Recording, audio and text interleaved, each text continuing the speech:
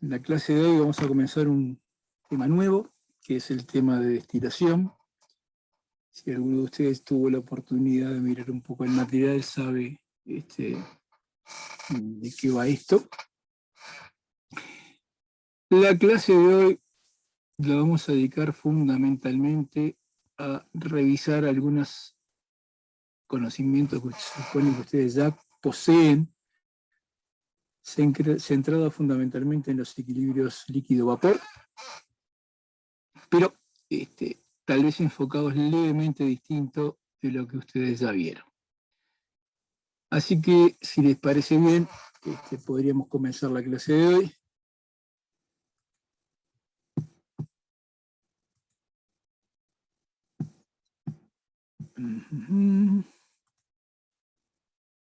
No.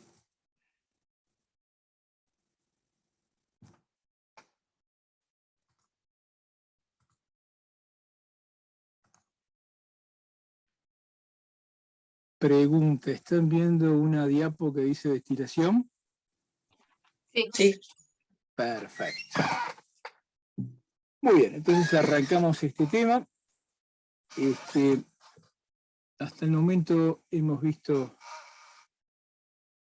condensación, condensadores, ebullición y evaporadores.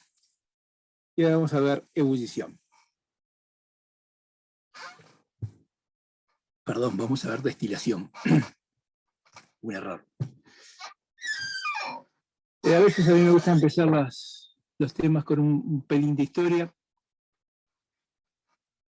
Y en particular en este tema de destilación, la historia de la operación de destilación es antiquísima. Hubieron dos ejes motores para el desarrollo de la destilación. Por supuesto que al principio en forma artesanal, uno fue obtener alcohol para embriagarse.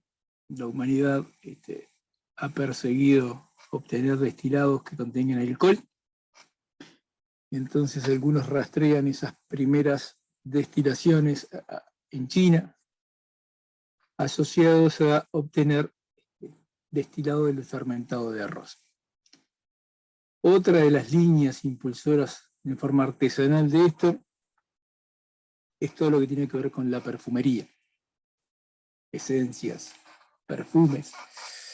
Y bueno, y en esa línea, Egipto, hay registros históricos de que allí se practicaban destilaciones para obtener esas esencias.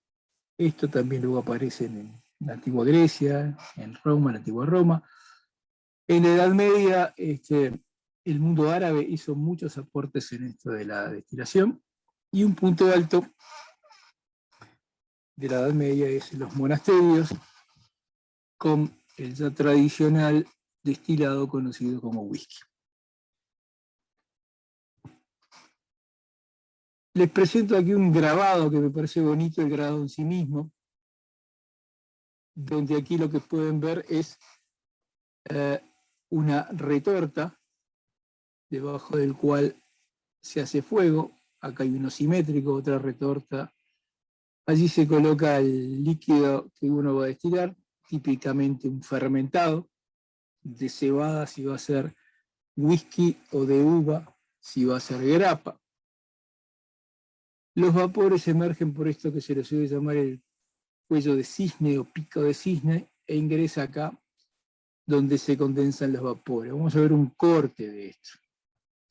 Acá tenemos el fuego que calefacciona el fondo, por aquí suben los humos.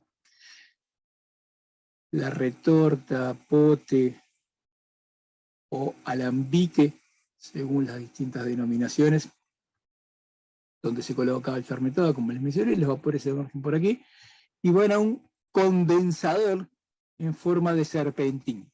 Ustedes el serpentín lo conocen, transferencia de masa 1, como un elemento calefactor, y cuando vimos condensadores, bueno, vimos de camisa y tubos, pero también se puede condensar en un serpentín, a condición de que este serpentín esté sumergido en un recipiente que tenga agua fría. Así condensan, y entonces el condensado o el destilado se recoge o se recogía en estas vasijas. Dicho esto, con esto doy por cerrado un breve pantallazo de la historia de esta operación de destilación que tiene sus atractivos, sobre todo en la fabricación artesanal.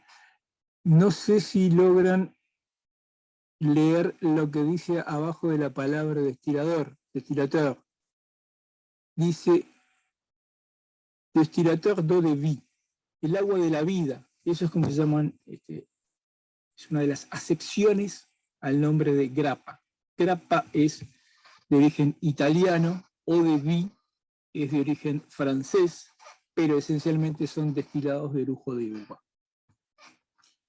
Espero haber aumentado vuestra cultura alcohólica un épsilon. Centrando un poco más en tema. ¿Qué es la destilación, esencialmente? Básicamente, como así dicen, es un método para separar componentes de una solución líquida basada en la distribución diferencial de los compuestos entre la fase líquida y la fase vapor. ¿Está? Eso es lo que así dice. Esencialmente, las operaciones de separación, más o menos en forma general, todas ellas, lo que hacen es crear dos zonas, dos fases, dos ambientes, como uno quiera decirle, en el cual los componentes se reparten entre esas dos fases, ambientes o zonas, de forma tal que se enriquecen una de las zonas en uno de los componentes y se empobrecen el otro y viceversa. Luego se separan esas dos zonas, obteniendo más concentrado en algunos componentes y en otros. Vamos a ver algunas operaciones de separación que ustedes algunas ya conocen, otras las van a conocer en este curso, que presentan algunas particularidades. La extracción líquido-líquido. No la vieron, pero la vamos a ver próximamente. Y esencialmente lo que tiene uno allí es una solución líquida de compuestos, al estado líquido, repito una vez más, donde hay algún compuesto que por alguna razón lo quiero separar. Alguna razón puede ser porque ese compuesto es mi compuesto de interés, entendido por compuesto de interés el que yo voy a producir y tratar de vender, o que ese compuesto es una impureza, que valga la redundancia, me impurifica al resto de los otros componentes y lo necesito sacar para justamente purificar. Allí, en estas extracciones líquido-líquido, se le agrega otro solvente, se lo mezcla íntimamente con la mezcla líquida, y bueno, los compuestos se separan en ambas fases. Esta aproximación probablemente ustedes se la hayan tenido a nivel de laboratorio.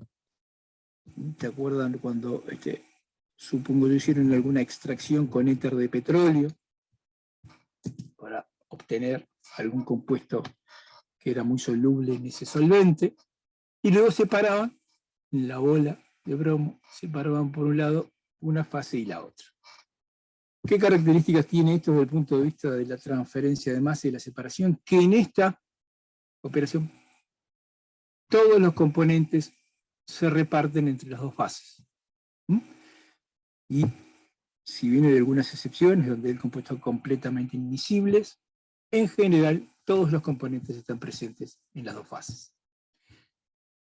Otra operación que vamos a ver es la extracción sólido-líquido, en el cual es, nuevamente, tengo un sólido del cual quiero extraer un compuesto de interés. El ejemplo típico que vamos a usar es la industria oleaginosa, donde tengo una oleaginosa, llámese girasol, llámese,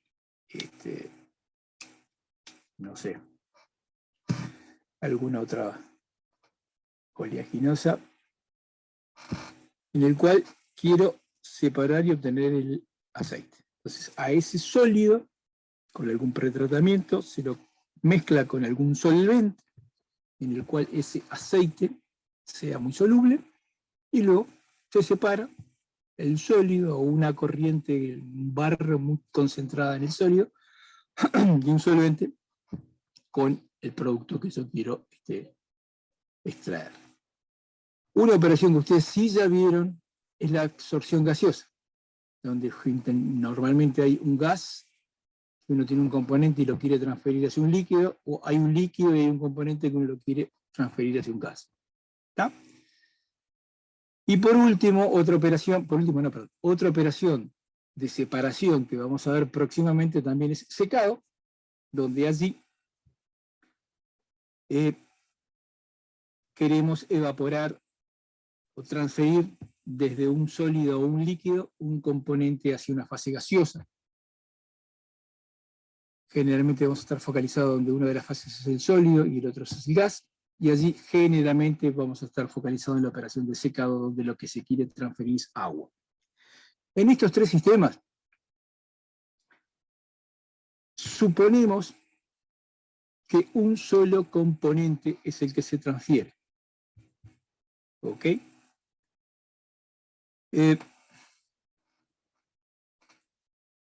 A ver si logro.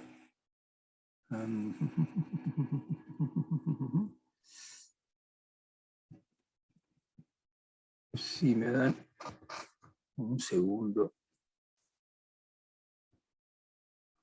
¿Están viendo ahora algo que es como un pizarroncito? Sí. En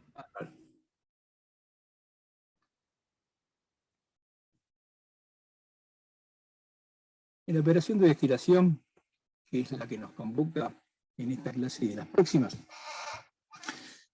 lo que vamos a tener es, hay una alimentación que tiene varios componentes, o 2, o 3, o 25, no sé, los que sean, y con algún sistema, aparato o dispositivo llamado destilador, vamos a obtener un destilado, en principio a la fase vapor,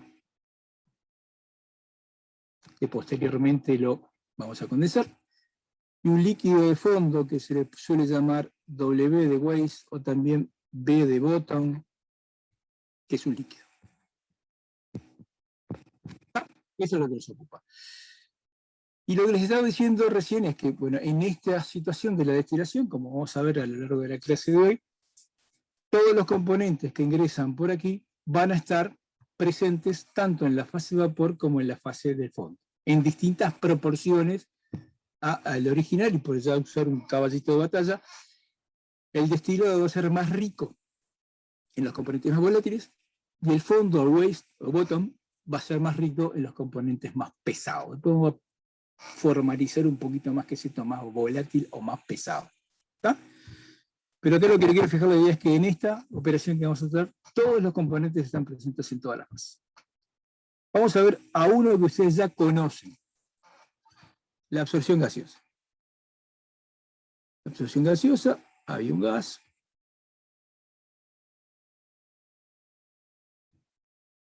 y hay un líquido. ¿Sí?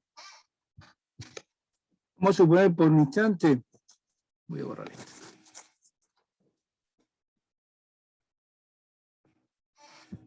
Que lo que tengo acá es un gas que tiene amoníaco, hay amoníaco.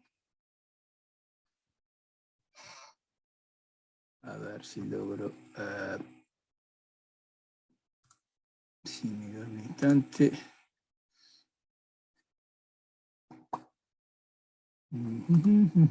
Acá.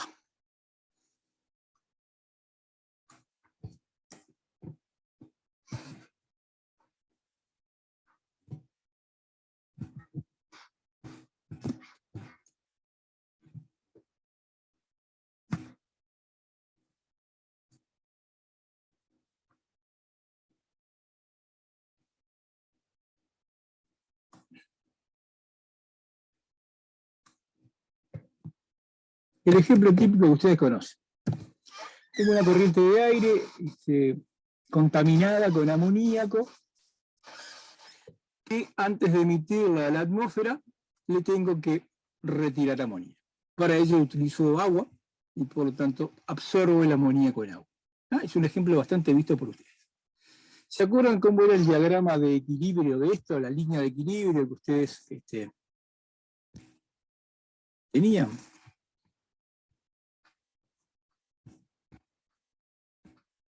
Tenía la concentración de amoníaco en la fase de vapor o gas y la concentración de amoníaco en el líquido. ¿Está? Y lo que hacían en forma implícita o explícita era suponer que en este sistema llamado torre de absorción, el único componente que se transfería era el amoníaco. ¿Sí? Bien. Ahora les voy a hacer la siguiente pregunta. Si usted tiene una corriente de agua y la pone en contacto con aire, ¿no cree que algo de agua se va a evaporar y va a pasar a la corriente de aire? ¿Alguien que diga sí o no?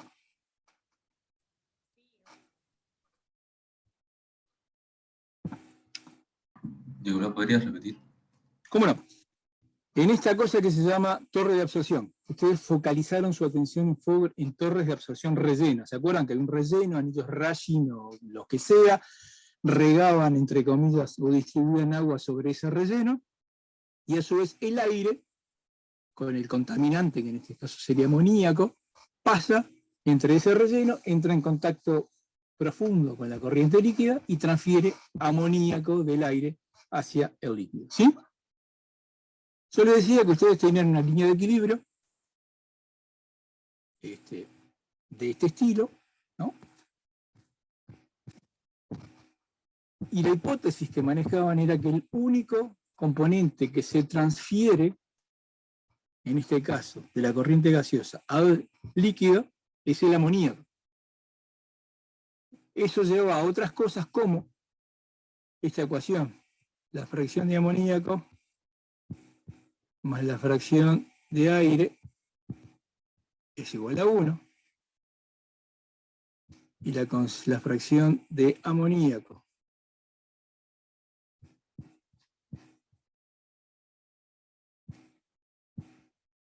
¿sí? ¿Recuerdan esto? Que lo vieron. La pregunta que yo les hago para provocarlos un poco, ¿a usted le parece que si acá viene una corriente de agua y le pasa una corriente de aire, alguna fracción del agua que está en esta corriente va a pasar al aire? Lo voy a hacer más dramático. La corriente de agua que uso está caliente. Es decir, un poco de locos porque quiero absorber un gas, pero vamos a suponer eso. La pregunta es, ¿ustedes qué opinan? ¿Se transfiere o no se transfiere? O sea, el agua es insoluble respecto al aire. Ahí hay un compañero que dice que el agua es insoluble respecto al aire. No pasaría Depende algo de la humedad que haya en el aire. Sí, depende de la humedad. del aire seco, ¿no? Sí. y de la Algo va a presión de vapor. pasar.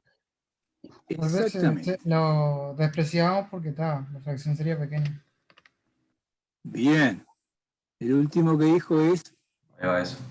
recopilo. Primero, va para transferirse agua del líquido al gas, al aire, ¿no? Que tiene amoníaco. O del aire hacia el otro lado, dependiendo de algunas cosas que vamos a profundizar en un tema que viene después, que es psicometría. Pero esencialmente, usted sabe que cuando escucha el informativo por las mañanas, dice la temperatura de hoy son 23 grados, humedad relativa del 60%, lo que le está diciendo es que el aire tiene humedad, ¿no? Y a veces sube y a veces baja. O sea, a veces se transfiere humedad del aire hacia el agua y del agua hacia el aire. Y algún otro dijo de ustedes, lo que pasa es que lo que hacemos es, suponemos que es pequeñita la cantidad de agua que está en la corriente de aire que tiene amoníaco. ¿Sí? Entonces, lo que pasa es que stricto sensu, acá hay que sumarle una fracción de agua. Pero como esto es pequeñito, lo despreciamos. Está bien despreciado porque van a ver los valores para que tengan en su cabeza un valor de concentración de agua medido en kilos de agua por kilos de aire seco, y son valores del orden de 0,00 al kilos de agua al estado vapor por kilo de aire. Por lo tanto, Ok, no hay ningún problema al despreciarlo, es una buena aproximación. ¿Sí? Volvemos acá. Entonces, en estas tres, acá lo que supone es que el sólido no se va para la corriente del solvente. Y acá en el secado, suponemos que lo único que se transfiere es agua. Lo cual es no necesariamente cierto. A ver, para la gente que está más en la parte de ingeniería de alimentos, si uno deshidrata, seca, una manzana, rodajitas de manzana, evidentemente va a pasar el agua que está en la manzana al aire, porque ese es el chiste de secar. Ahora, los compuestos aldehídicos y otra serie de compuestos que le dan los aromas, que son relativamente volátiles, se van a ir también. Ahora, en esos sistemas, nuevamente, por la misma razón que cuando tenían la absorción gaseosa lo despreciaban, la concentración es muy pequeñita. Entonces, a los efectos de modelar, lo vamos a despreciar. ¿Ah? Otra operación de separación, que ya la vieron. Concentración, evaporación, evaporadores. Donde allí lo que tenía era una corriente que estaba diluida en algún compuesto, sea cloruro de sodio, y lo que obtenía era una solución más concentrada, pero el momento del planteo de balance de soluto, asumiendo que no había rastres, todo el soluto que ingresaba con la alimentación salía con la solución concentrada. ¿No? Y por último, esta es la operación que nos estamos, en este momento nos está interesando, que es la destilación, en el cual no se introduce una nueva sustancia, pero todos los compuestos están presentes en ambas fases. Esa es la que les quería machacar. En algunas operaciones, sobre todo las que ustedes han visto hasta el momento, suponen que hay un solo componente que se transfiere, y acá vamos a comenzar a ver que hay más de uno. Más allá de esto, que es objetivamente cierto, ¿por qué importa tanto? Porque las relaciones de equilibrio, esta, ¿se acuerdan en absorción gaseosa? Que es una línea y que a su vez la suma de las fracciones es igual a 1. Cuando aparecen varios componentes que están en las dos fases, la representación del equilibrio o conocer los datos de equilibrio pasan a ser un problema o una dificultad. Y esa es la razón por la cual en la clase de hoy nos vamos a dedicar muy fuerte a esto de los equilibrios. ¿Ok? ¿Alguna duda de esto que conté, expliqué? No hay dudas. Seguimos. ¿Cuáles son los equipos más frecuentemente usados para realizar la operación de destilación? Bueno, las columnas de destilación. No son el único tipo de equipos, vamos a ver otros, pero es el equipo más habitual. Acá lo que hay es una foto y un corte que es un esquemita, pero básicamente, al igual, comento, perdón que voy a hacer un paréntesis volviendo hacia absorción gaseosa. Cuando ustedes ven absorción gaseosa, focalizaron su análisis a las torres rellenas. Ahora, para realizar una absorción gaseosa, yo puedo utilizar un equipo que sea una torre rellena o una torre de platos. ¿Ah? Porque lo que hay que hacer es contactar muy íntimamente a la corriente gaseosa con la corriente líquida. En destilación es lo mismo. Yo puedo tener un equipo de destilación que sea de platos, o sea, un conjunto de platos que intenta representar este dibujito que tenemos por acá, o también puede ser una torre rellena. O sea, dentro de la torre de destilación puede haber relleno. Y en algunos casos hay los dos. O sea, en una misma torre hay una sección que tiene platos y otra sección que tiene relleno. ¿Está? ¿Cómo funciona esto de las torres de destilación? Independientemente si es de plato, si es de rellenos o alguna otra variante. Y miren, si ustedes tomaran como volumen de control esta figura de fondo blanco, habría una corriente que ingresa, que es F, que es la alimentación, y dos corrientes que salen, el destilado y lo que sale por acá, B de botón o a veces W, como les mencionaba. ¿Qué pasa acá adentro? Bueno, pasan muchas cosas, pero en esencia lo que se hace es, se pone en contacto íntimo una corriente líquida con una corriente de vapores. Las corrientes líquidas, por razones que vamos a ver un poquito más adelante, van fluyendo por el fenómeno gravitatorio desde arriba hacia abajo, mientras que los vapores van subiendo desde abajo hacia arriba. Acá lo que hay es un reboiler, ¿no?, donde se generan los vapores con el líquido de fondo, y aquí salen los vapores que van normalmente a un condensador, una fracción se retorna a la torre de destilación y otra fracción es la que sale como destilado. Pero lo que quiero que focalicen su atención en este momento es aquí adentro. Es un equipo donde se ponen en contacto íntimo, digámoslo así, los vapores con los líquidos. Entonces ahora vamos a ver si la encuentro. Acá. Un videito que es una simulación, una animación en realidad, gráfica, de una columna de destilación. Es una columna un poco particular por algunas cosas que le voy a mencionar a continuación. Pero esencialmente, antes de disparar todo el video, es una particular por lo siguiente. En la parte de este cilindro están los platos. Lo que sería el condensador, que hemos visto son condensadores de camisa y tubos, que suelen ser los más habituales en las destilerías de petróleo sin duda. Acá el condensador va a ser esta cúpula superior y el reboiler este que yo le dije que les da energía es el de acá abajo. ¿Ok? Bien. Vamos a ver el video.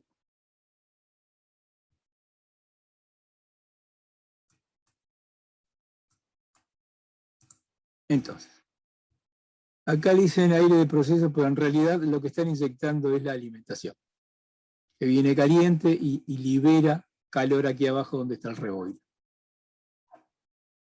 Entonces acá tenemos líquido, que al ser calentado empieza a desprender vapores que van subiendo por la torre. Por aquí abajo sigue la corriente y empieza a entrar el líquido en un plato intermedio y lo voy a parar acá. Fíjense vuestra atención en los platos. En los platos hay unos dispositivos que están viendo aquí que se llaman campanas de burbujeo. O sea, vamos a ver en la animación del video que el vapor sube, pasa por este dispositivo, al salir de este dispositivo forma burbujitas de vapor que entran en contacto con el líquido.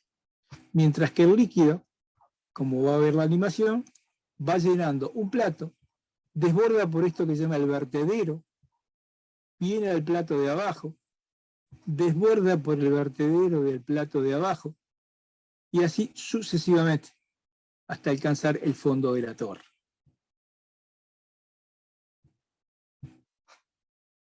Entonces, lo que quiero que mantengan en vuestra mente o en el recuerdo es el movimiento del líquido. El líquido se mueve en zigzag.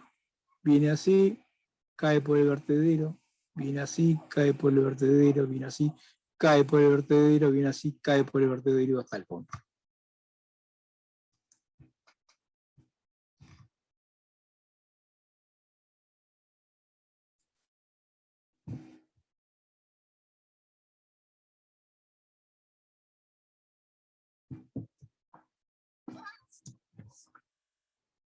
Muy bien, entonces ahora van a fijar la atención en esta simulación gráfica a los vapores.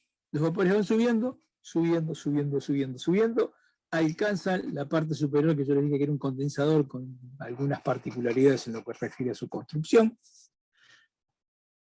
La condensación se produce acá en el domo. El líquido condensado cae en esta ranuras, como uno quiera ver, y empieza a desbordar por aquí y por aquí, y va al primer plato, el líquido lleno del primer plato desborda y empieza a ir hacia abajo. Y acá lo que le señalan esto, que no se ve muy bien, a ver si más adelante se ven la simulación gráfica de las burbujitas. Ahí creo que se ven las burbujitas, ¿no? Los vapores que vienen por acá abajo pasan por estas campanas de burbujeo, que justamente lo que hacen es formar burbujitas.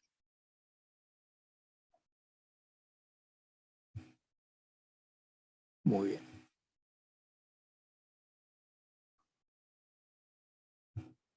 Muy bien, entonces acá llegaríamos al estado estacionario de esto.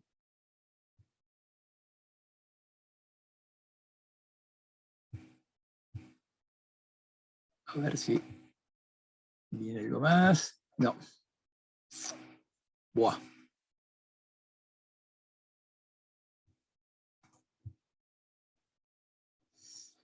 A ver si lo disparo de vuelta.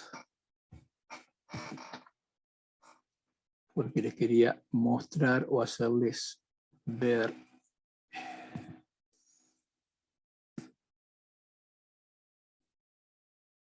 Bueno, no importa.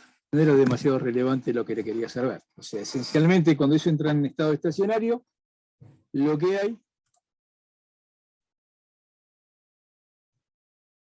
es esto que llamamos la torre de destilación, la corriente de alimentación, por aquí salen los vapores que va a un condensador, lo que sale del condensador, una fracción retorna, otra fracción sale, va al fondo, lo que va al fondo va al reboiler,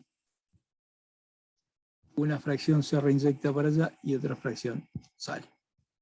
Y por acá suben los vapores y el líquido.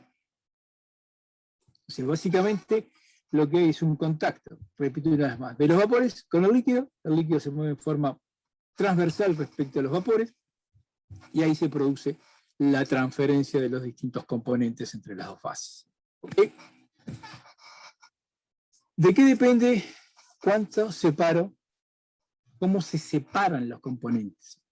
Bueno, uno de los parámetros más importantes es la volatilidad relativa de los componentes.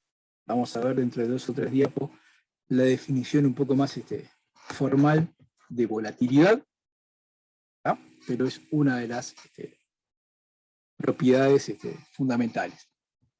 Segundo, el número de contacto, el número de platos, o la altura de relleno, ¿no? Es fácil admitir así en primera instancia que cuanto más platos tenga, o cuanto mayor altura de relleno yo tenga, mejor voy a poder separar los distintos componentes. Y la otra variable que juega es la relación entre el flujo de vapor que está subiendo y el flujo de líquido que está bajando.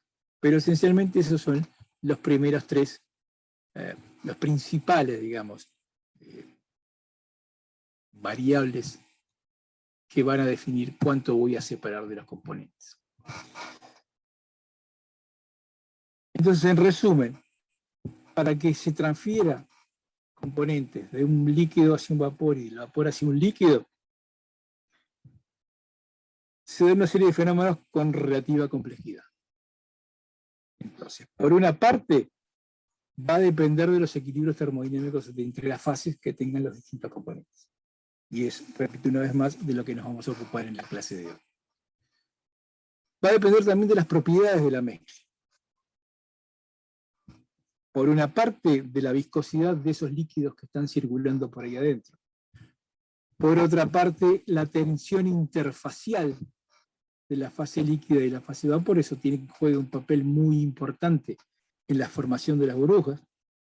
Y a su vez también forma un papel muy importante, que vamos a ver en alguna clase próxima, porque en el lugar, si tienen la imagen presente de este videito que acabamos de ver, en el plato que contiene la capa de líquido se forman las burbujas, o sea que esa es la zona de contacto, pero inmediatamente se desprende la burbuja. Entonces es tan importante que entre en contacto la burbuja de vapor con el líquido como que después se desprenda sin arrastrar líquido del plato inferior al plato superior. O sea que vamos a ver que hay un fenómeno que se llama de espuma, en el cual la ruptura de la burbuja para quedar en la fase de vapor y continuar su viaje hacia el plato superior presenta algún grado de dificultad y veremos qué inconvenientes causa eso. ¿No? Entonces hay propiedades de la mezcla, entre ellos eso, cómo es la composición de la mezcla, etcétera, etcétera. Y por otro lado, en el plato hay transporte de masa y energía entre las fases y adentro de las fases, en un sistema multifásico, en este caso de 2 fases. Entonces, como algún memorioso puede recordar los objetivos de este curso de transferencia de masa 2, tiene que ver con mostrar la complejidad de los fenómenos que ocurren, que es lo que estoy haciendo en este momento en la descripción del proceso de destilación, y luego hacer algunas simplificaciones que permitan manejar esos sistemas con relativa sencillez. ¿No? ¿Qué vamos a hacer primero? Echar mano a una simplificación de la realidad. El concepto que usted ya conoce de etapa teórica. Recordarán que en la etapa teórica lo que uno supone es que las dos corrientes que salen de esa etapa teórica están en equilibrio. En el caso este que acabamos de ver la animación, lo que es una etapa teórica, o si uno a veces dice un plato teórico, lo que asume es que el vapor que sale del plato está en equilibrio con el líquido que sale del plato. No el líquido que entra y el vapor que entra, sino las corrientes que salen. ¿Tá? Ese concepto, dicho de qué ocurre en la realidad las dos corrientes del vapor que sale y del líquido que sale del plato no están en equilibrio. Esa es la realidad. Ahora, a los efectos de calcular y dimensionar y manejar estos equipos, si nosotros le ponemos esa simplificación, entonces luego, si conocemos los datos de los equilibrios, o sea, el sistema desde el punto de vista termodinámico que nos permite predecir las composiciones de las fases que están en equilibrio de ese vapor que sale y de ese líquido que sale, si uno puede asumir que esas dos corrientes están en equilibrio, hecha a mano a los conocimientos de termodinámica de los equilibrios, eso simplifica mucho. Entonces, si uno puede hacer esa suposición, luego lo que tiene que hacer es definir el número de etapas teóricas que necesito para hacer una separación dada, luego de alguna forma obtener la eficiencia de la etapa real y de las etapas reales, para al final saber cuántas etapas reales necesito, y por otra parte, tenemos que saber cuánta energía hay que darle en el reboiler que está abajo, en el fondo de la torre, y cuánta energía tengo que retirar en el condensador. ¿Ah? Entonces, la operación de destilación, a veces nosotros no hacemos suficiente énfasis en el curso, tiene sus requerimientos energéticos, tanto para el reboiler como el agua de torre que uno tiene que mandar al condensador. ¿Ah? Se han hecho muchos avances para intentar cerrar ciclos de recuperación de energía, pero es uno de los puntos de interés. Por lo tanto, vamos a comenzar con los equilibrios. Recordar lo que dijimos hace un rato. En estos sistemas, los componentes están en ambas fases. ¿Ok? Vamos a empezar por lo más sencillo. Mezcla binaria ideal. ¿Está? En una mezcla binaria ideal en equilibrio, repito, vamos a estudiar el equilibrio. ¿Está?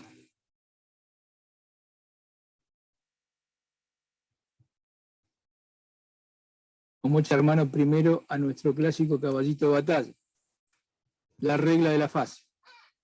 Número de grado de libertad igual al número de componentes menos el número de fases más 2. Si tengo una mezcla binaria, tengo dos componentes, acá tenemos dos fases, la fase líquida y la fase de vapor, más 2, esto es igual a 2. Como ustedes ya saben, de los cursos de físico-química, etcétera, etcétera, un sistema tiene 2 grados de libertad. En las torres de destilación y en los equipos que vamos a ver, la presión del equipo es fija y es conocida. Por lo tanto, de los 2 grados de libertad, uno está fijo. Entonces, lo que lo dicen las reglas de las fases es que conociendo una variable más del sistema, el sistema queda completamente definido. En el caso que nos atañe, estamos estudiando de los equilibrios. Si yo sé, en una mezcla binaria, 2 componentes, ideal, o sea que cumple Raoult, Dalton, etcétera, etcétera, a presión constante. Si yo fijo la temperatura de ese sistema cuando está en equilibrio, rápidamente las concentraciones de los componentes en la fase líquida y en la fase de vapor es fija y es conocida o conocible, y no es cualquiera. Son datos que están fijos. ¿Ah? Cuando tenemos más de un componente, una mezcla de 4, 5, 10, 12, 20 o los que fueren, conseguir los datos de equilibrio es un poco más complicado. Pero, ya lo vimos, usted lo sabe, cuando vimos condensación de mezclas. ¿Se acuerdan cuando vimos condensación de mezclas? Que calculamos la temperatura de rocío, que era esa mezcla que estaba en estado de vapor, que la empezamos a enfriar hasta que aparecía la primera gotita, y esa era la temperatura de rocío. Y al final, cuando condensaba todo y nos quedaba la última burbujita de vapor y todo el resto estaba en estado líquido, la temperatura a la cual ocurría esa última, condensaba esa última gota de vapor o burbujita de vapor, que era la temperatura de ebullición inicial. Y luego, para los muy memoriosos, particionamos el intervalo de temperaturas entre la temperatura de ebullición inicial y la temperatura de rocío y calculábamos, o podíamos calcular, la concentración de cada uno de los componentes en cada una de las fases para cada una de esas temperaturas. ¿Está? Dicho esto, esa es una de las razones por las cuales vemos el tema de condensación de mezclas, porque les da insight y una visión de cómo son los equilibrios en sistemas multicomponentes. Pero vamos a volver al ejemplo que es un caballito de batalla cada vez que ustedes han visto el tema de destilación, que ya debe ser por lo menos en vuestra formación la segunda o tercera vez que lo vemos. El ejemplo de la mezcla benceno-tolueno. Pero vamos a arrancar partiendo de lo que usted ya conoce, que es la condensación. Entonces, vamos a ponernos un ejemplo que ustedes ya vieron y que ya podrían resolver, que es, tengo una mezcla al estado de vapor de benceno-tolueno, que tiene una fracción de benceno de 0,4, está a la presión de una atmósfera y que inicialmente se encuentra a la temperatura 115 grados, la quiero condensar y retirar el condensado, la fase líquida a 80 grados. Entonces, el hipotético problema sería, dimensione usted el condensador para, supongamos que quiero condensar, no sé, 100.000 libras por hora, o 100.000 moles por hora, o 100.000 kilos por hora, lo que sea. ¿Está? Segundo, suponga que la mezcla de benceno-tolueno se comporta como una mezcla ideal, esto es, cumple Raoult, y como el condensador opera a baja presión de una atmósfera, también se cumple la ley de Dalton. ¿Está? Bárbaro. Acá lo que tenemos es condensación de mezcla, en este caso de una mezcla binaria. Entonces, ¿se acuerdan lo que hacían primero? Calculaban la temperatura de rocío. Entonces, si echamos mano a la ley de Dalton, ¿no? La presión total es la suma de las presiones parciales, la presión total es una atmósfera, y la presión parcial de benceno y la presión parcial de tolueno. Perdón. Y la mezcla se comporta en forma ideal, entonces la presión parcial de benceno es la fracción de benceno por la presión total, 0,4 por 760, esta es la presión parcial de benceno, y la de tolueno será 760 menos 304, o lo mismo, la fracción de tolueno por 1 menos la presión total, 1 menos la de benceno, me da esto. También, en la letra del ejercicio se está diciendo que esta mezcla tiene comportamiento ideal. Comportamiento ideal para las soluciones es la ley de Raoult, que básicamente refrescamos, que dice que la presión parcial del componente es igual a la componente pura, la temperatura a la cual está esa mezcla, por la concentración en el líquido, tanto para el tolueno como para el benceno. ¿Está? Ahora, lo que queda por saber es cuál es la temperatura en el cual me hace que la suma de las presiones totales me dé 760 milímetros. Entonces lo que hacemos ahora es un pequeño despeje en el cual la fracción de benceno va a ser la presión parcial de benceno sobre la presión total, la presión parcial de benceno es conocido, y dividido la presión del benceno pura de la temperatura de rocío. Entonces, lo que vamos a establecer es, vamos a encontrar esa temperatura a la cual condensa la primera gota, y esa es la temperatura de rocío. Entonces, el método es, suponga usted una temperatura de rocío, vaya a tablas, encuentre la presión del benceno puro a esa temperatura que supuso, haga estas cuentitas y verifique una igualdad, por ejemplo, la igualdad 4. ¿Está? Bárbaro. Si uno, eso era lo que hacían ustedes en las mezclas de multicomponentes, se acuerdan que suponían una temperatura y iteraban. El resultado es que la temperatura de rocío para esta mezcla es 101,7. Si uno repite un razonamiento similar, pero ahora para encontrar la temperatura de uso inicial, esta resulta ser de 95,6. No me voy a detener en esto porque ustedes ya lo hicieron para mezclas de multicomponentes y lo pueden repetir perfectamente para esta mezcla ideal. ¿Está? Un segundo, por favor.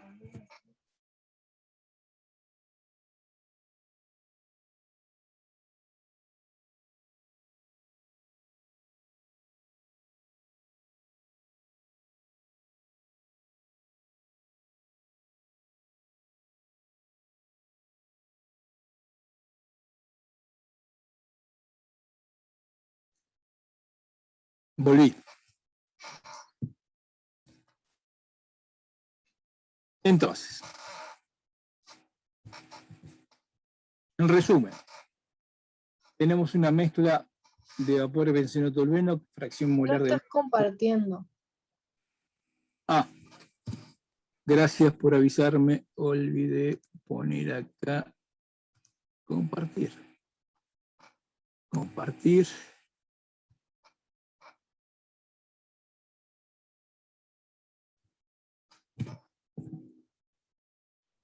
¿Ahora sí?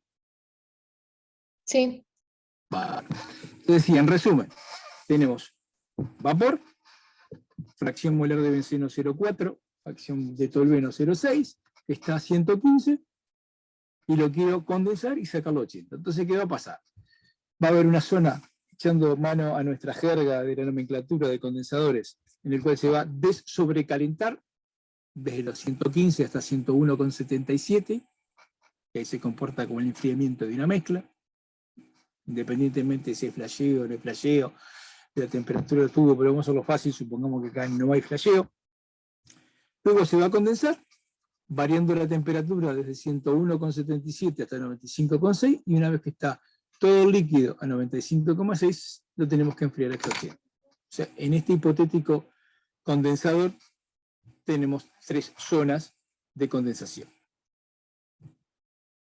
Entonces acá lo que hay es el ejemplito en el cual hay la representación gráfica de este hipotético condensador, en el cual ingresa el vapor, en las condiciones que ya mencionamos, en el líquido, en las condiciones. Y acá es, en este diagrama de equilibrio benceno-tolueno, la representación sería, arrancamos desde este punto a 115 grados, con una mezcla que tiene 0,4, se enfría hasta que llega a la temperatura rocío, luego condensa y una vez que está como líquido se enfría desde 95,6 hasta 80, que era un poco lo que pretendíamos en este ejercicio. ¿Ok? Ahora, lo que hice fue echar mano a lo que usted ya sabe de condensación de mezcla. Vamos a empezar a ver el proceso inverso ahora. O sea, tengo una mezcla que está líquida, que tiene fracción molar de benceno 0,4, fracción de tolueno 0,6, y la empiezo a calentar desde 80 hasta que se produce la primera burbuja. La sigo calentando y entonces cuando llega a 101,6 todo el líquido está al estado de vapor. Dicho de otra forma, si parto del líquido, voy aumentando la temperatura, acá tengo 100% líquido, 100% líquido, 100% líquido, acá empiezo a evaporar. Me empieza a aparecer una fracción de vapor. A ver, supongamos que arranco con 100 moles. Hasta acá tengo los 100 moles al estado líquido, luego me van quedando menos moles al estado líquido, más al estado de vapor, y cuando llego acá, todos los moles de esa mezcla van a estar al estado vapor. ¿Sí? Ahora, la pregunta es, esto que le propone. Supongamos que cuando la temperatura del sistema alcanza los 98, separa la fase de vapor de la fase líquida. Está claro lo que estoy proponiendo, ¿no? Lo caliento, repito una vez más, al 95,6 grados Celsius. Empieza a huir, se genera la primera burbuja de vapor. Lo sigo calentando, pero cuando está en 98 va a haber una cierta fracción de la mezcla que está en el estado de vapor y una cierta fracción de la mezcla que está en el estado líquido. De alguna manera la separo. Y la pregunta es, ¿qué composición tienen de las fases? ¿Está claro la pregunta? ¿Cómo responderían a esta pregunta?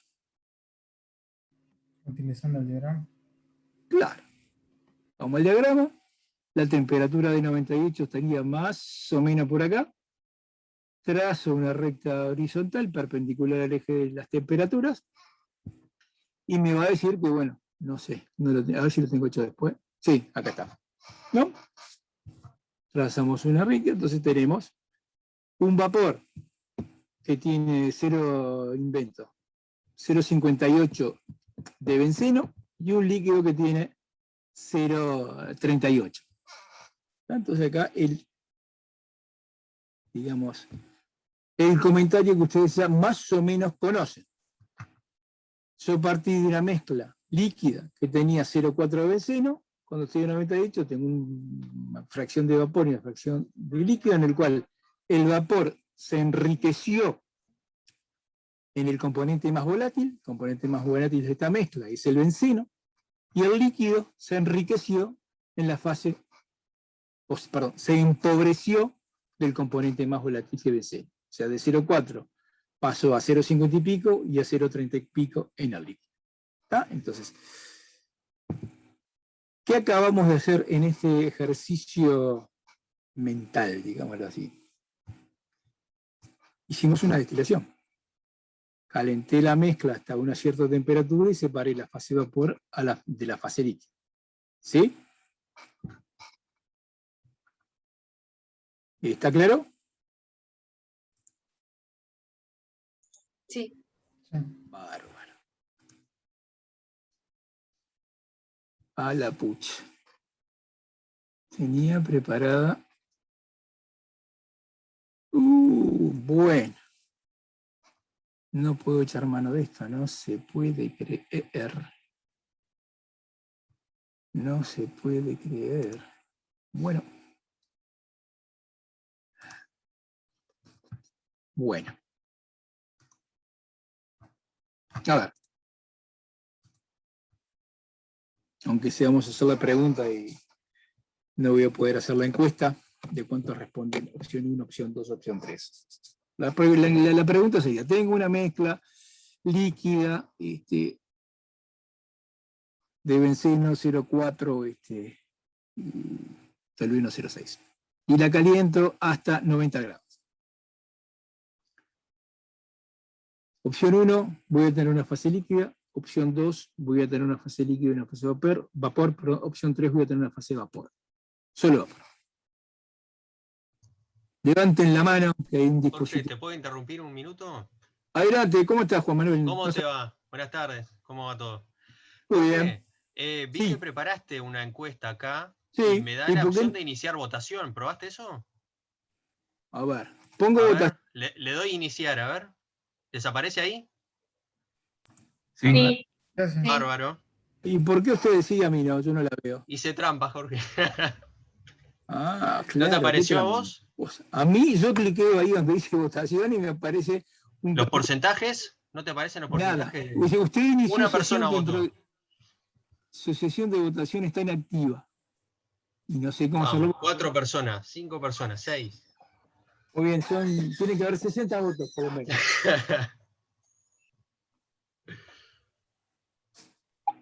¿Podemos ver el diagrama que estábamos viendo recién? ¿Cómo no? Tengo que poner compartir pantalla. Sí, hacer así. Compartir. Y ahí está. ¿Lo están viendo? Sí, gracias. Perfecto.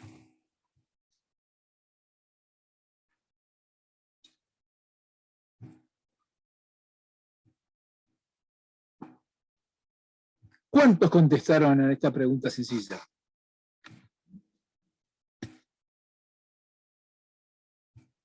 Juan Manuel, ¿estás ahí o te fuiste? Estoy acá, estaba contando. Yo no veo la 34 vamos, 35.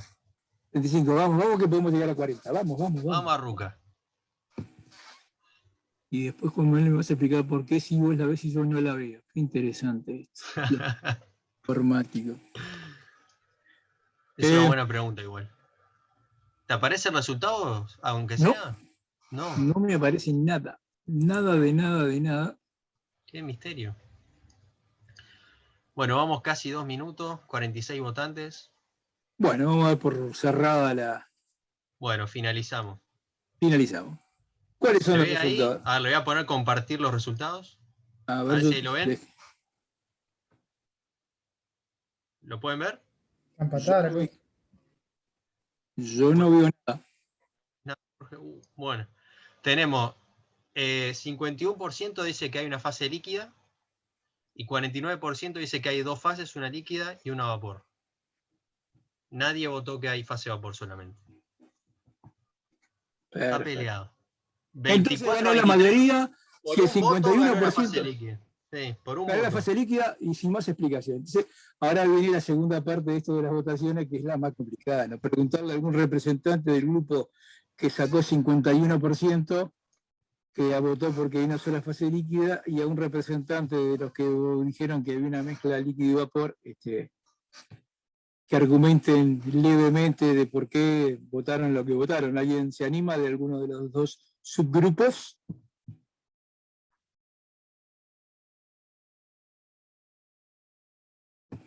Hola.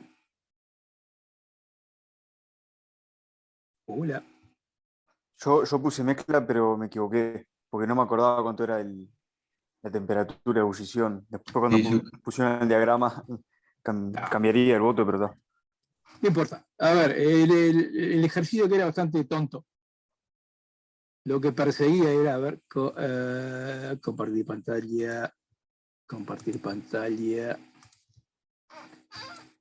Era esto. Para que yo tenga una separación en 2 fases, las condiciones del sistema tienen que caer adentro de esta zona. O dicho de otra forma, cualquier mezcla de benceno tolueno, en las proporciones que fueren, a la presión de una atmósfera, si el punto de esa mezcla cae por acá arriba, voy a tener solo vapor. Si el punto de esa mezcla cae por acá abajo, voy a tener solo líquido. Y si el punto de la mezcla cae ahí en el medio, voy a tener 2 fases. Esto que parece, no sé, en principio no debería ser demasiado complejo. Nos ha sorprendido en alguna pregunta que hemos puesto de examen, en un tipo de destilación que la vamos a ver en la próxima clase, creo, no llegamos hoy, que es destilación flash, donde lo que se les proponía era una mezcla con un diagrama de equilibrio y las condiciones del flasheo eran la presión de una atmósfera y la temperatura, supongamos en este caso, 90. Se le preguntaba si iba a haber mucho destilado, poco destilado, qué sé yo. Y lo que ocurre es que si el punto, repito una vez más, para una composición dada y una temperatura, el punto no cae adentro comprendido entre la curva de equilibrio del líquido y la curva de equilibrio de vapor, no hay separación. O nos quedamos todo con líquido, o si lo tenemos a mayor temperatura, se nos va todo a vapor. A ver, supongamos nuevamente la mezcla benceno-tolueno, pero ahora inicialmente era un líquido, pero después de alguna forma lo caliento y lo flasheo y qué sé yo, y queda a 115 grados, voy a tener la misma mezcla, 40% benceno, 60% tolueno al estado de vapor.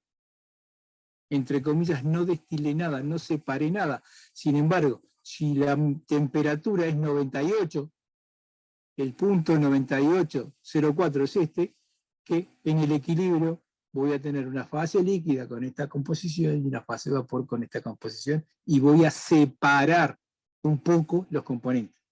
¿Vieron la palabra? Un poco, porque no es que en el líquido solo voy a tener benceno, y en el vapor solo voy a tener benceno, y en el líquido solo voy a tener tolueno. ¿Está? Pero para que pueda separar algo, las condiciones tienen que caer adentro de ese diagrama de equilibrio. ¿Quedó claro este punto? Que a mí me asombró mucho lo que no respondieron muy bien en el día del examen. Y era algo, en particular yo entendía que era bastante fácil. ¿Alguna duda de todo esto que estuvimos manejando de la mezcla benceno, tolueno, lo caliento, lo enfrío, lo llevo a tal temperatura? Si estuviera en 95.6 estaría dentro, porque es un límite. 95.6. A ver, ¿cuál era la temperatura? Esta era 95, no me acuerdo cuánto era esta. ¿Cuánto era la temperatura de ebullición inicial que habíamos calculado? 95.6. Si estás en 95.6, estás acá, prácticamente tenés una fase de vapor que es una burbuja, y el 99,99% de los moles en estado líquido. Entonces, la respuesta es, sí tenés una burbuja, o sea, sí tenés dos fases porque estás en el equilibrio. Ahora, mayoritariamente vas a tener líquido. Al igual que si hacemos la misma pregunta y ahora la temperatura es esta de por acá, que era, bueno, 101,77, voy a tener una gotita de líquido y todo el estado de vapor. ¿Quedó clara la respuesta en comentario o pregunta que hizo alguno de ustedes? Sí, quedó claro. Barra. Muy bien. Damos por suficientemente discutido diagrama de equilibrio de la mezcla binaria ideal. O sea, la mezcla binaria ideal tienen esta forma en los diagramas de equilibrio. Vamos a ver qué pasa. Perdón, voy a repetir algo tonto, ¿no? Yo tengo fija una presión, y dependiendo de la temperatura y de la fijada la temperatura, en el equilibrio quedan fijas las composiciones de la fase líquida y de la fase de vapor. Eso es la regla de la fase, y esos son los equilibrios de una mezcla binaria ideal. ¿Está? ¿Qué pasa si cambio la presión? Bueno, acá lo que hay es un esquemita de cómo varían los diagramas de equilibrio para mezclas binarias ideales si varía la presión o varía la temperatura. ¿Está? La que solemos mirar con bastante más frecuencia es para una presión constante, que sería un corte en este plano. Estas son las representaciones que obtenemos. Si lo que hace uno es a temperatura constante variar la presión, obtiene para mezclas binarias ideales diagramas de forma, abro comillas, similar. ¿Está? Y en este tipo de mezclas binarias, cuando uno va aumentando la presión y aumentando la temperatura, llega al punto crítico de esa mezcla, en el cual básicamente dejan de haber dos fases, hay una única fase, cuyo comportamiento es en las condiciones críticas. ¿Ok? Vamos a echar mano una vez más a nuestra mezcla benceno-tolueno. Fíjense qué fantástico y qué bien que se comporta la mezcla benceno-tolueno. Subo de una atmósfera a 2 atmósferas y prácticamente es como transportar con la mano paralela toda la curva de aquí abajo hacia arriba o al revés de arriba hacia abajo. ¿Está? Fantástico. Otra forma de representar los datos de equilibrio es esta que está aquí, que se parece más a las representaciones de equilibrio que ustedes tenían en torres de absorción, donde en el eje de las abscisas graficaban la concentración de uno de los componentes y del mismo componente en la otra fase. En este caso es el abscisa fracción molar de benceno en la fase líquida, en las ordenadas fracción de benceno en la fase vapor. Entonces, ¿cómo se lee esto? Y bueno, no sé, tomemos este punto que está por ahí. Supongamos que la abscisa de ese punto vale 0,4 y la ordenada de este punto vale, no sé, 0,65. Esto lo que quiere decir es que un líquido va a estar en equilibrio con un vapor de la mezcla benceno-tolueno cuando el líquido esté con una fracción de 0,4 y el vapor una fracción de 0,60. Lo que no sabemos en esta presentación de la información es a qué temperatura eso ocurre. ¿Sí? Pero lo que sí sabemos es que si está en equilibrio y la concentración de la fase líquida es 0,4, entonces la concentración de la fase vapor es la que es este diagrama. ¿Se entiende este diagrama? Bien. Otra forma de presentar los datos de equilibrio, tablas. Hay tablas para mezclas binarias, en el cual, por ejemplo, tenemos acetona cloroformo, acetona o agua, acetato de etilo etanol, etilenglicol agua, a distintas presiones, los tres primeros en una atmósfera, el último presión reducida, y bueno, temperaturas y concentración de la fase líquida y la fase vapor. Esa es otra forma de presentar los datos de equilibrio para mezclas binarias. Los que vimos anteriormente, la forma que tomaban las ideales, y esto es para cualquier mezcla ideal o real, porque bueno, esos son datos experimentales, así que, perdón, la forma que tendrán serán las que tengan que tener. Vamos a ver ahora cuando las mezclas binarias dejan de tener comportamiento ideal, ¿tá? Pero siguen siendo binarios. Y fundamentalmente hay dos tipos de desviaciones. Se las suele clasificar de esa forma. Desviación positiva y desviación negativa. ¿A qué se llama desviación positiva? Cuando la presión parcial del componente es mayor que la que calcula la ley de Raoult. ¿Se acuerdan que la ley de Raoult para una temperatura dada decía que la presión parcial del componente era igual a la fracción en el líquido multiplicado por una constante que era la presión del puro a esa temperatura? ¿Tá? Entonces, la ley de Raoult aquí es una recta. Lo que está en rojo sería la línea de equilibrio para este componente. Y acá el comentario que lo habrán escuchado más de una vez. A altas concentraciones, el comportamiento de una mezcla real de este estilo se aproxima a lo que predice la ley de Raoult, y a bajas concentraciones se aproxima a la ley de Henry. ¿Tá? Eso sospecho, presumo que tal vez lo han escuchado varias veces.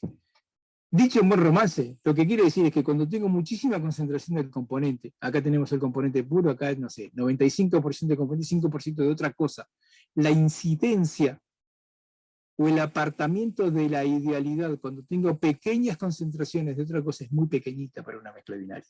Así que prácticamente se comporta como una mezcla ideal porque prácticamente casi que tengo compuesto puro. Mientras cuando tengo poco compuesto, o lo tengo muy diluido con otro componente, la ley de Henry no es nada más ni nada menos que yo puedo trazar una recta tomando algunos puntos de una curva. Y eso es la ley de Henry. ¿Tá? Una aproximación lineal a la curva de equilibrio, generalmente para soluciones muy diluidas. ¿Está? Bien. Este tipo de desviaciones presentan un azeótropo de mínima. Entonces, lo que vamos a ver a continuación, el único objetivo que persigue es romperles la cabeza. Vamos a la ley de las fases, a la regla de las fases, perdón. La que establecimos por aquí, ¿no? El grado de libertad del sistema es componentes menos fase más 2.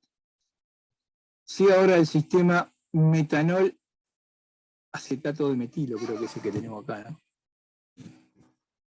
Metanol acetato de metilo. 2 grados de libertad. Para una presión dada, una atmósfera, me queda una variable líquida. Perdón, una variable para fijar. Yo fijo la temperatura y entonces lo que decíamos es que, según la regla de las fases, queda completamente definido el sistema. O sea, queda completamente definido cuál es la composición de la fase vapor y cuál es la composición de la fase líquida. ¿Qué les parece mirando este diagrama? ¿Se cumple la regla de las fases o no se cumple la regla de las fases?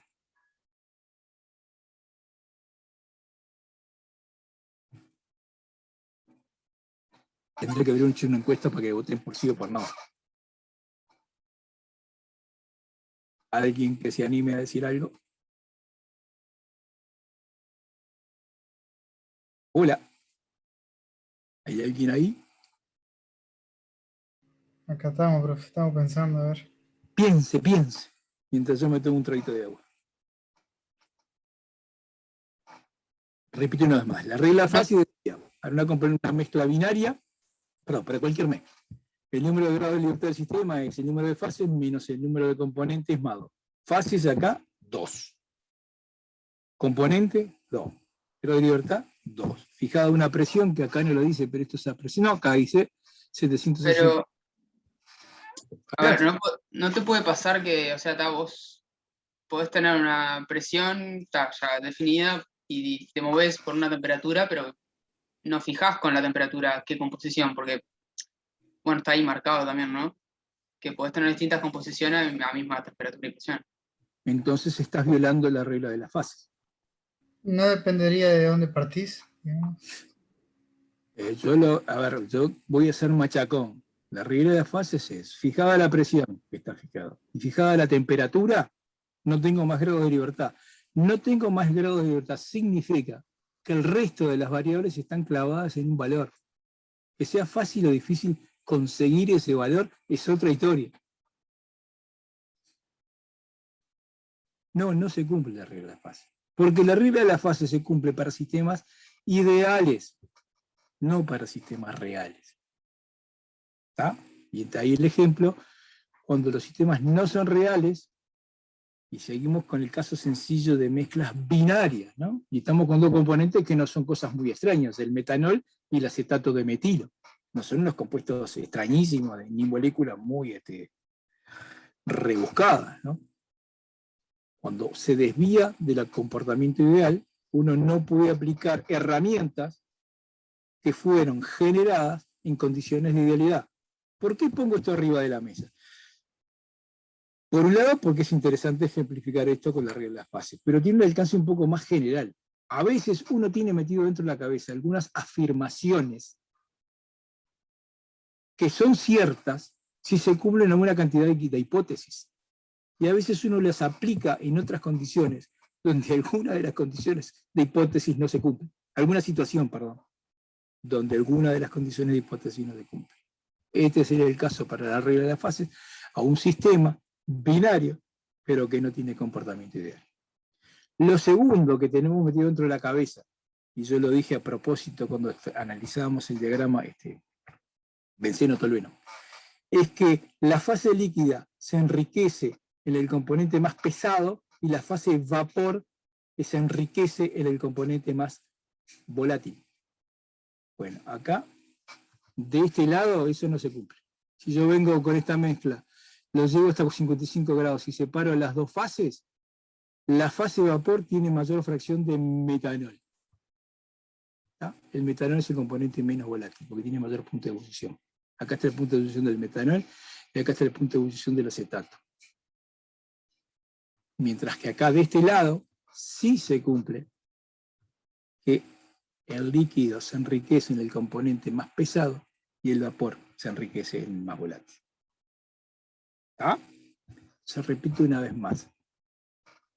¿Por qué me interesa subrayar esto? Señores, cuando usted va a hacer su ejercicio profesional, revise las cosas que tiene subcutáneamente metidas. En muchos casos son ciertas porque se cumplen todas las condiciones de hipótesis en las cuales fueron deducidas. Y en algunos casos no se cumple. ¿Ah? Bien.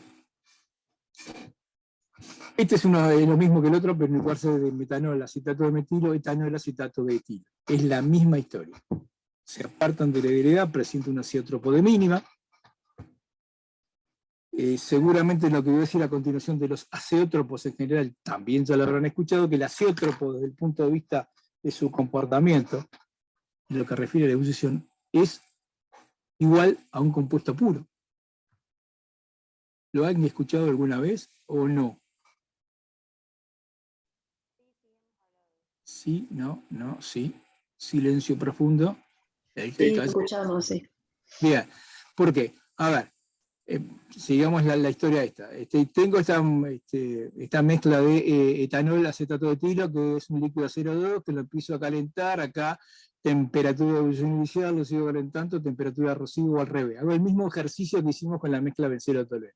Ahora, si yo hago lo mismo con una mezcla etanol, acetato de etilo, cuya composición sea la abscisa de acá, que será 0,52, no sé, estoy inventando el número, yo lo caliento, llega acá al punto de ebullición y pasa todo el líquido. La mezcla líquida, asumamos que la abscisa de esto es 0,52, que tiene una fracción 0,52. A temperatura constante pasa todo a vapor. O sea, se comporta como un líquido puro. ¿Ah? ¿Quedó claro esto? Seguimos. Recién vimos las desviaciones con azeótropos de mínima. Hay la misma historia, pero con azeótropos de máxima. Es menos frecuente que las mezclas binarias presenten azeótropos de máxima. ¿Está? Pero, si las hay, por ejemplo, acá ácido clorhídrico agua, es lo que está escrito, y el que les presento ahora es acetona cloroformo.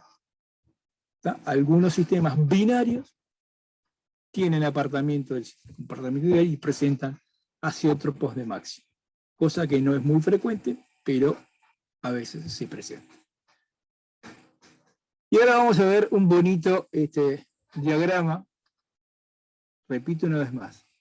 Seguimos estudiando diagramas de equilibrio de mezclas binarias no ideales. ¿Está? Y para ver este hermoso diagrama que es para isobutanol agua y poder analizarlo con un poquito de detención, porque me parece interesante, voy a recurrir a un pequeño recurso didáctico. Si me lo permiten y me dejan un instantecito.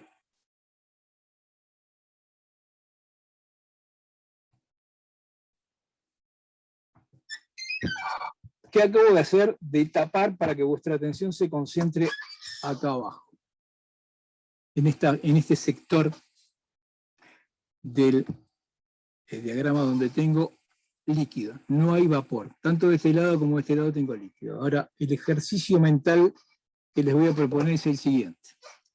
Tengo un recipiente con agua y un recipiente con isobutanol. ¿Sí? Los mezclo. De forma tal que la fracción de isobutanol es 0,8 y la de agua 0,2. A la temperatura de, no sé, 80 grados. ¿Está claro lo que estoy proponiendo? Tengo un vaso de bohemia con agua a 80 grados, tengo un vaso de bohemia con isobutanol a 80 grados, los mezclo, no hay calores de dilución, no hay nada, me queda una mezcla, lo mezclo en proporción tal que el 20% molar es de agua y el 80% molar es de isobutanol. Mirando esto, ¿hay una fase o dos fases?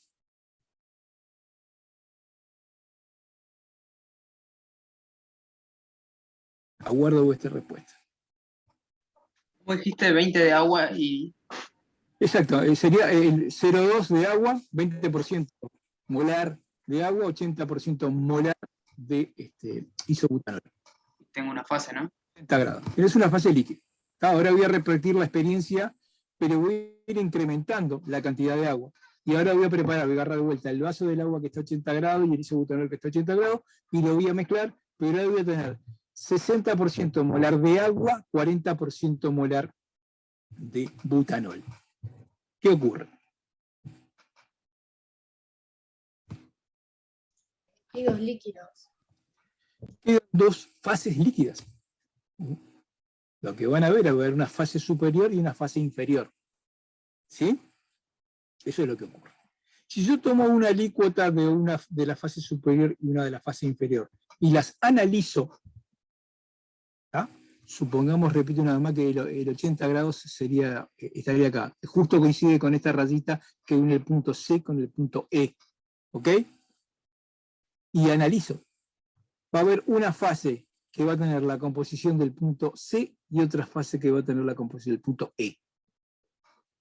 Vamos a volver sobre este tipo de equilibrios líquido-líquido cuando veamos el tema extracción líquido-líquido. Pero lo que me interesaba era mostrarles la fase líquida, que no necesariamente es una fase. Y para completar la mostración o la demostración o el comentario de esto, acá tienen una fase líquida única, acá aparecen dos fases y acá hay un pedacito donde también aparece una fase líquida. ¿Está? Bueno. Vamos a ver hacer desaparecer lo que oculté. Miren lo que tenemos. Si no tuviéramos este lío de acá abajo de las dos fases líquidas, esto se podría representar como una mezcla binaria con un azeotropo de mínimo. ¿Sí? Bárbaro. Vamos a repetir el ejercicio que hicimos para la mezcla tolueno-benceno. Tengo una mezcla en este caso de agua, isobutanol, cuya fracción molar de agua es, no sé, 0,23, la que tiene esta radita.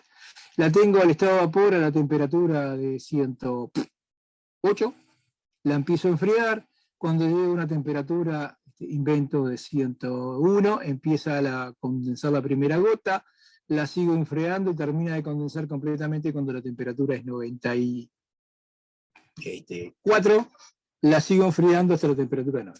Y observé que voy a tener un líquido, una única fase, líquida cuya concentración de agua es 20%, 25% molar y 75% de isobutanol. ¿Ok?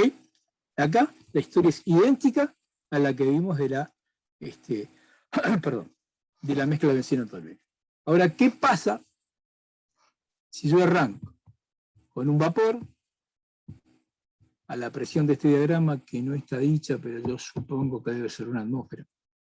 Estoy casi seguro. Que tiene una fracción molar de agua de 0,75 y una temperatura de 105. Acá está el punto. Lo empiezo a enfriar, lo empiezo a enfriar, lo empiezo a enfriar. Cuando llega a una temperatura de más o menos, no sé, 93, condensa la primera gota, aparece una fase de vapor, una fase líquida, y llego acá y voy a tener dos fases líquidas y una fase de vapor. Bien, más allá de la narración, ¿qué objetivo didáctico persigo con presentarles este diagrama de equilibrio? Cumplir uno de los objetivos del curso, mostrar la complejidad de la realidad. Y repito una vez más, estamos con mezclas binarias y nada más que binarias. De dos compuestos, agua, vaya si será frecuente, y el isobutanol tampoco es una cosa que sea un compuesto extrañísimo, ¿no? Bueno, voy a abrir comillas, o voy a decir histriónico en esta expresión. Muchachos, un sistemita binario que tiene dos compuestos que son recontra conocidos, butanol, isobutanol, agua, mire si va a tener complicaciones. Bueno, las tiene. ¿Está? Muy bien. Abandonemos ahora, pero con esto cierro el análisis de los equilibrios de mezclas binarias, primero ideales y luego reales, con apartamientos de legalidad. Vamos a dar un paso más. Ahora vamos a salir de mezclas binarias a mezcla de multicomponentes. ¿Está? Si uno tiene una mezcla de 20 componentes, primera consideración, la primera nota que está allí, aumenta el número de grados de libertad. Y sí, porque F, que es el número de L, es el número de grados, es el número de fase, que van a haber dos cuando haya condensación, menos el número de componentes, menos 2. ¿No? Entonces, si el número de componentes es 4, por decir algo, 2 menos 4 más 2, eso da ¿cuánto? Wow. Más grado de libertad. O sea que en este caso, para una presión dada, con fijar solo la temperatura, no conozco, el sistema no queda determinado. ¿Está? Bien. ¿Cómo puedo representar los equilibrios? Hasta ahora, para mezclas binarias, sean reales o ideales, yo podía representar los datos de equilibrio con una tabla o con un diagrama en 2 dimensiones. Y allí yo juntaba y resumía toda la información del equilibrio de esa mezcla binaria. Cuando tengo más de 2 componentes, hasta 3 componentes, hay algunos diagramas que son diagramas triangulares, que lo vamos a ver cuando vemos líquido a líquido, pero se puede también representar en ese tipo de diagrama. Ahora, cuando hay más de 3 componentes, la representación gráfica deja de existir. Entonces, ¿se acuerdan que hace como una media hora yo hice la pregunta para la mezcla benceno-tolueno? Si la mezcla benceno-tolueno a la presión de una atmósfera y le pongo una temperatura, o la expongo a una temperatura de 98 grados, ¿qué composición va a tener la fase líquida y la fase vapor? Bueno, y ahí recurríamos al diagramita de equilibrio, rápidamente respondíamos a la pregunta. Bueno, si yo hago la misma pregunta ahora por una mezcla que tiene benceno, tolueno, xileno y naftaleno, cri. No hay un diagrama de equilibrio en 2 dimensiones que me vea esto. ¿Está? Si yo tengo muchos componentes, pero el sistema se comporta en forma ideal, ¿está? Ahí se puede calcular fácilmente. Eso fue lo que se hizo en condensación de mezclas. ¿Está? Lo vieron en condensación de mezclas cómo manejar esa situación. Ahora, si ustedes tienen muchos componentes y además se aparta de la idealidad, ahí la historia se vuelve realmente compleja. Entonces vamos a ir tratando los sistemas cuando son de multicomponentes. Cuando los sistemas son de multicomponentes, aparecen en una K sub i, que a veces aparece como constante de equilibrio o constante de reparto. Y ya la propia expresión constante de equilibrio, constante de reparto es falsa. Primero porque no es una constante. No es constante, varía con un montón de cosas. Esencialmente es esto, es la relación de la concentración del componente en la fase vapor dividida la concentración del mismo componente en la fase líquido. Esa es la definición de la constante. ¿Está?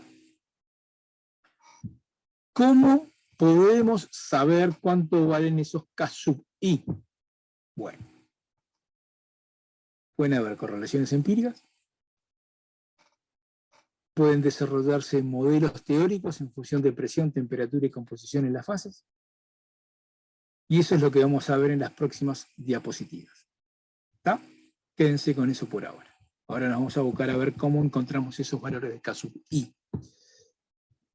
Otro parámetro que es muy importante en destilación es lo que se denomina la volatilidad relativa, que tiene mayor presencia o mayor importancia cuando uno mezcla mezclas de multicomponentes. Cuando uno maneja mezclas de multicomponentes, lo que trata de hacer es definir un componente llave o clave y hacer los cocientes de las cátodos respecto a ese componente llave.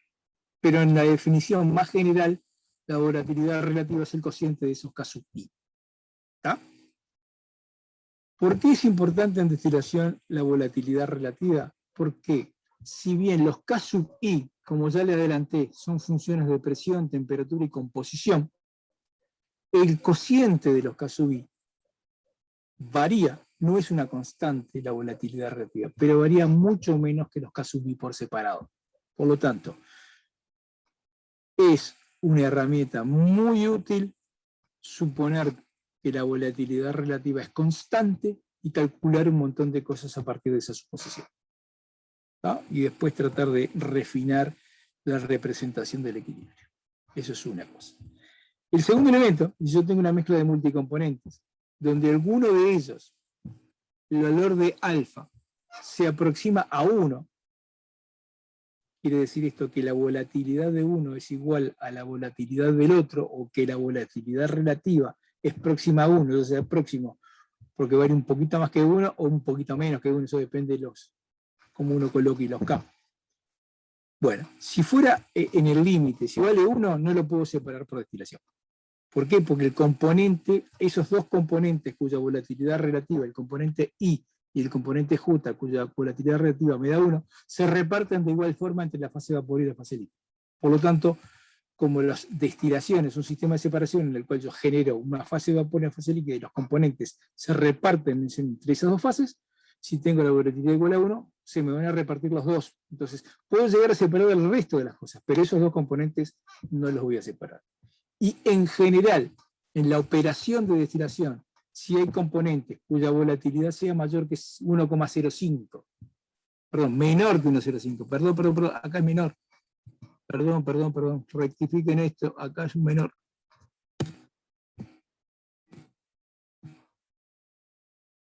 Vamos a poner así, 1.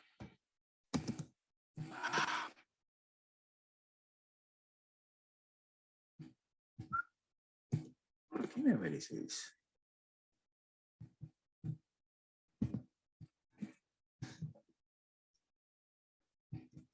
Bueno, ahora sí, creo.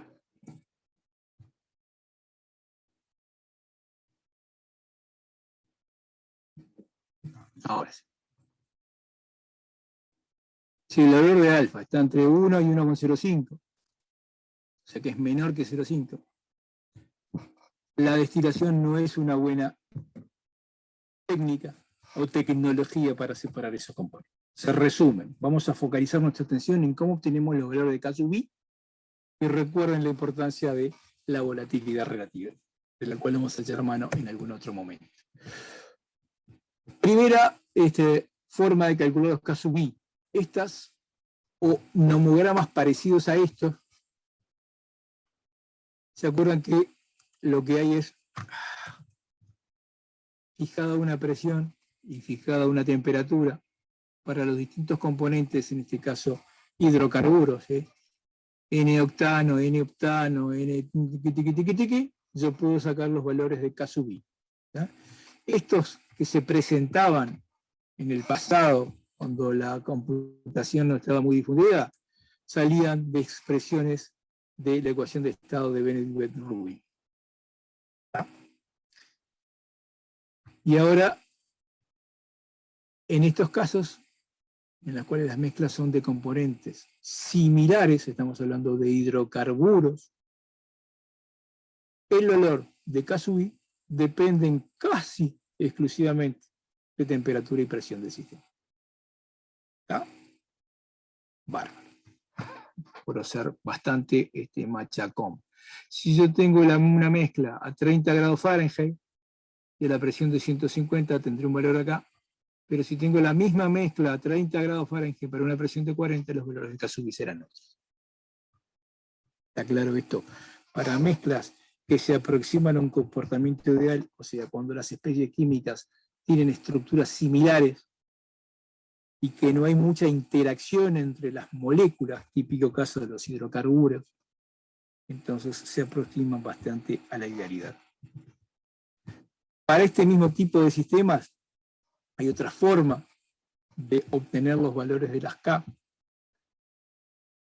trabajando y definiendo lo que se conoce como la presión límite o la presión de convergencia. ¿Tá? Los distintos compuestos, al aumentar la presión, ¿tá?, convergen todos a un valor de K que es igual a 1. Entonces, un ejemplo es determinar la presión de convergencia y ahí se obtiene, no se obtiene, la funcionalidad de la constante con temperatura y presión.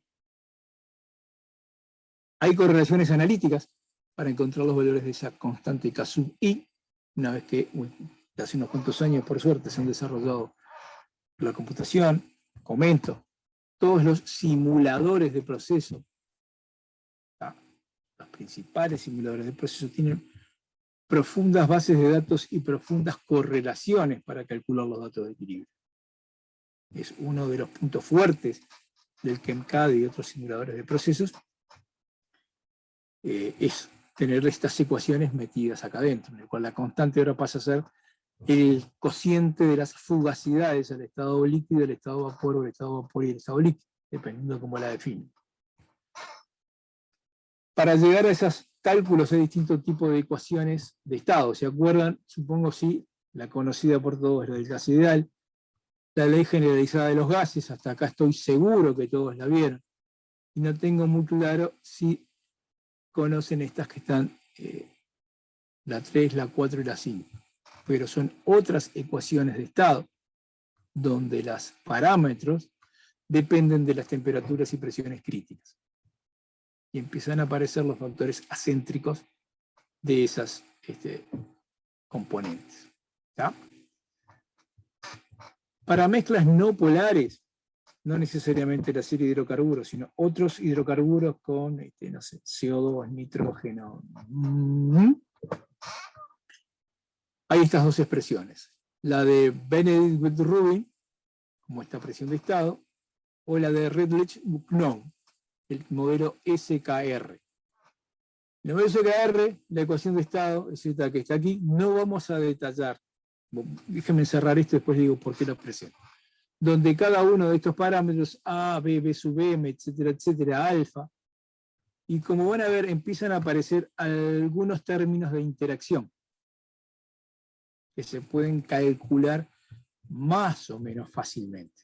Entonces, ¿cómo podría usted calcular el valor de K sub I utilizando este modelo? Primero determinar la temperatura de ebullición inicial y el punto de rocío, ver las propiedades críticas de cada uno de los componentes, la temperatura crítica y presión crítica para cada uno de los componentes, calcular el factor acéntrico, obtener un conjunto inicial de valores de K sub I, y en cada plato calcular la composición de cada fase, calcular el SL sub I, etcétera, etcétera, etcétera. Y es un método iterativo, porque primero en el paso 4 hay que suponer unos valores de K sub I para luego, si con esos valores de K sub I la fugacidad en la fase de vapor y la fase líquida son iguales, se acuerdan que en los equilibrios de sistemas complejos lo que se cumple es que la fugacidad del componente en ambas fases tiene que valer lo mismo. Si le dio lo mismo, fantástico, ese es el valor de K sub I correcto. Si no, suponga de vuelta y haga todos los cálculos de vuelta. ¿Está?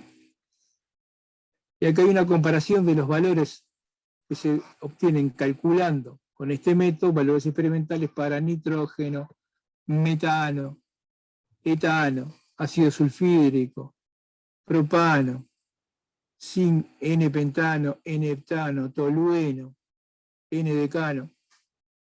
Los puntitos son los valores experimentales, las rectas son los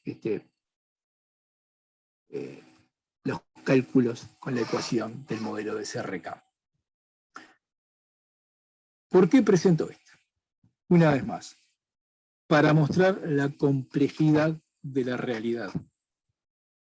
¿Tá? Nosotros lo que vamos a manejar en destilación fraccionada son mezclas binarias y vamos a ver algo de destilación flash de mezclas de multicomponentes. ¿Tá?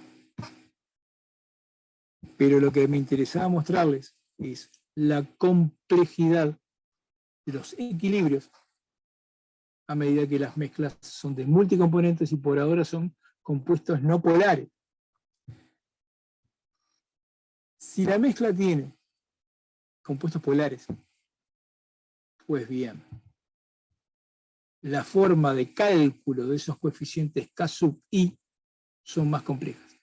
Hay que recurrir a otros modelos donde empiezan a pesar y mucho las interacciones entre los componentes. Porque lo que me quiero que se lleven claro en vuestra mente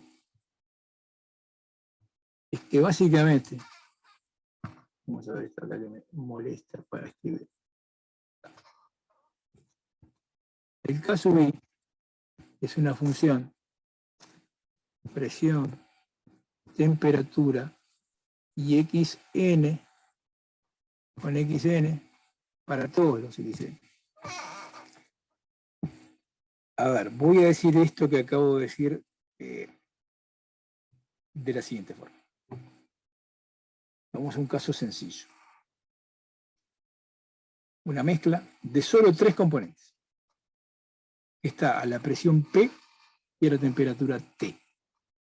El valor de la constante de equilibrio para cada de estos componentes va a depender de los tres y en qué proporción están los tres.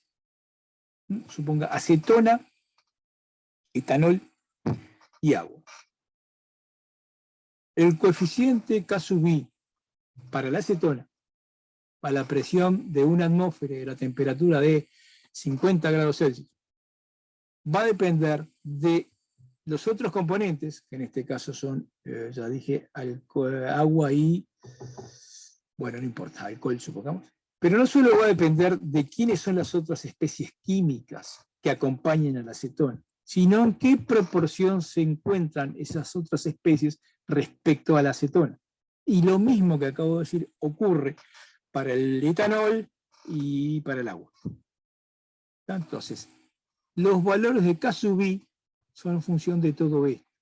La forma de obtenerlos en algunos casos es fijando solo presión y temperatura cuando no hay interacciones o las mezclas tienen comportamiento ideal, y a medida que comienzan a haber algún tipo de interacción, los modelos se complejizan, y si los compuestos son polares o muy polares, incluso iónicos, la cosa se complica y mucho. Se complica significa que para obtener los datos de equilibrio no son sencillos.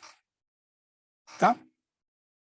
Con esto termino la parte de equilibrios, de saber la composición de cada una de las fases. Creo que nos vamos a quedar aquí. No, vamos a terminar en la clase de hoy hablando un poquito de los equilibrios. Otra forma de presentar esta información de equilibrios tiene que ver con las entalpías. ¿Se acuerdan que en una torre de destilación ingresa una corriente que a una cierta temperatura y una cierta composición y una cierta entalpía? Entonces, para presión constante, yo puedo representar cómo varía la entalpía de la fase de vapor en función de la concentración y cómo varía la entalpía del líquido en función de la composición. En los dos extremos tengo A puro y B puro. ¿Está? ¿Cómo calculo la entalpía de la fase líquida? Y bueno, estimando si es que se conoce si hay algún calor de dilución de la mezcla, y después un C sub P que represente la capacidad caldífica de la mezcla, que está a la temperatura T sub L y la clásica temperatura de referencia. Para la fase de vapor es algo similar. Si el vapor está a la temperatura T sub G, lo que hacemos es ponderamos por la fracción molar el componente de A que estaba el líquido, primero lo caliento desde esa temperatura de referencia hasta la temperatura de la mezcla y le sumo el lambda de cambio de estado del puro. Y lo mismo para el componente B. ¿Está? Y ahora,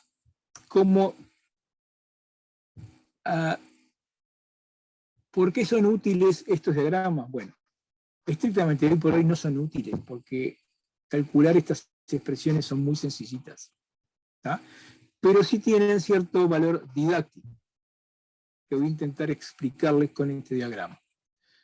¿Se acuerdan que una forma de representar los datos de equilibrio es representar en ordenadas la concentración del componente de interés de la fase de vapor y la concentración del componente de interés en la fase líquida? Supongamos que en el equilibrio tengo un punto G cuya composición de ese componente es I sub F y la del líquido es X sub E. Subo para este diagrama.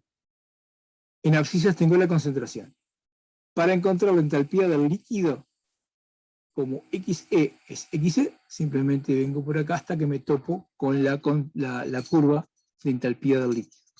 Mientras que para saber la entalpía del vapor tengo que saber la concentración del vapor. Esta es la recta I igual X. Subo la concentración por esta recta, acá tengo la abscisa I sub F, y acá en la línea de equilibrio de la entalpía de la fase de vapor, tengo la entalpía de la fase de vapor. Entonces, el cambio de estado, cuando en equilibrio paso un mol que está de esta composición a vapor, es la diferencia de entalpías entre F y E. En una condensación, que es lo que ustedes han visto hasta el momento, la diferencia son HD menos HC, si tuvieran esta composición. ¿Está? Entonces, repito. Simplemente los diagramas son porque aparecen en alguna literatura, pero realmente hoy por hoy la utilidad de estos diagramas es bastante poca. Y por aquí cierro mi clase de hoy.